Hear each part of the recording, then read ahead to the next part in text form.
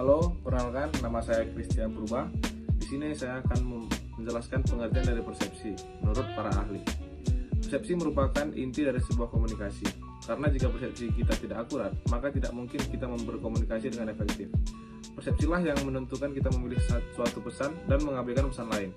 Pengertian persepsi menurut John R. Weinberg dan William R. Wilmot merupakan cara organisme memberikan makna. Sedangkan menurut Rudolf F. Verderber, persepsi merupakan proses menafsirkan informasi indrawi. Beberapa definisi lain dari persepsi menurut para ahli. Yang pertama, yaitu Brian Fellow. Menurutnya, persepsi adalah proses yang memungkinkan suatu organisme menerima dan menganalisis informasi. Yang kedua, Kenneth K. Sereno dan Edward M. Bodaken. Persepsi adalah sarana yang memungkinkan kita memperoleh kesadaran akan sekeliling dan lingkungan kita. Yang keempat yaitu Philip Goddard dan Joniger Fowlers. Menurut mereka, persepsi adalah proses mental yang digunakan untuk mengenali rangsangan. Dan yang terakhir yaitu menurut Joseph A. DeVito.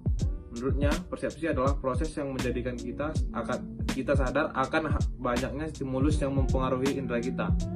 Kemudian ada 3 tahapan proses persepsi dan berikut 3 tahapannya. Ya, jadi yang pertama ada proses atensi dan seleksi. Jadi pada tahapan atensi dan seleksi ini, kegiatan ini merupakan tahapan pertama pada proses persepsi. Pada proses ini, kita mendapat suatu rangsangan tertentu. Dari rangsangan tersebut, kita dapat memilih untuk memperhatikannya atau tidak. Dalam hal ini, terkadang kita bisa mendapat suatu petunjuk atau bahkan melewatkan petunjuk lain yang memang penting dan dapat membantu kita lebih memahami apa yang terjadi dan bagaimana cara menanggapinya.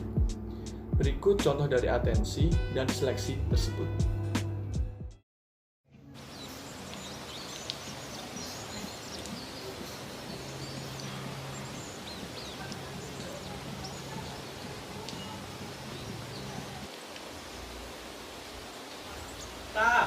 Tata, oi, Tata, oi, sini.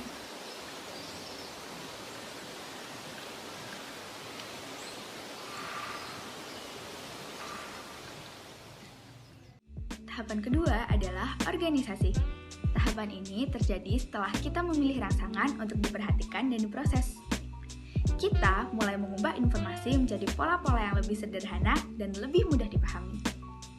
Kegiatan ini memudahkan kita untuk mengolah informasi yang kompleks karena memungkinkan kita untuk mencerna rangsangan apakah itu sesuatu yang telah kita kenali atau belum. Dengan tahapan ini, kita dapat lebih mudah menyimpan dan mengingat kembali pola-pola yang sebelumnya telah terjadi. Contohnya seperti video berikut ini.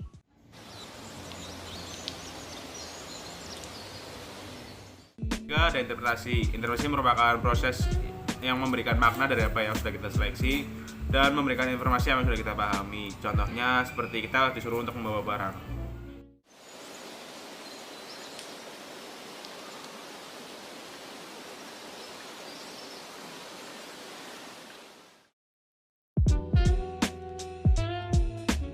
Secara singkat, tahapan dalam proses persepsi tersebut yaitu pertama, atensi dan seleksi. Kita diajarkan supaya merasakan rangsangan, lalu tertarik pada perhatian tertentu dan memilih yang mana yang akan kita perhatikan. Kedua, tahap organisasi merupakan proses ketika kita mengubah rangsangan tersebut menjadi informasi yang dapat dimengerti. Terakhir, pada proses interpretasi, kita memberikan makna dari apa yang telah kita seleksi dan informasi yang sudah kita pahami. Kita tarik garis besarnya pada proses persepsi ini, kita dapat menyimpulkan bahwa proses ini adalah proses yang sangat dibutuhkan untuk mencapai suatu komunikasi yang efektif.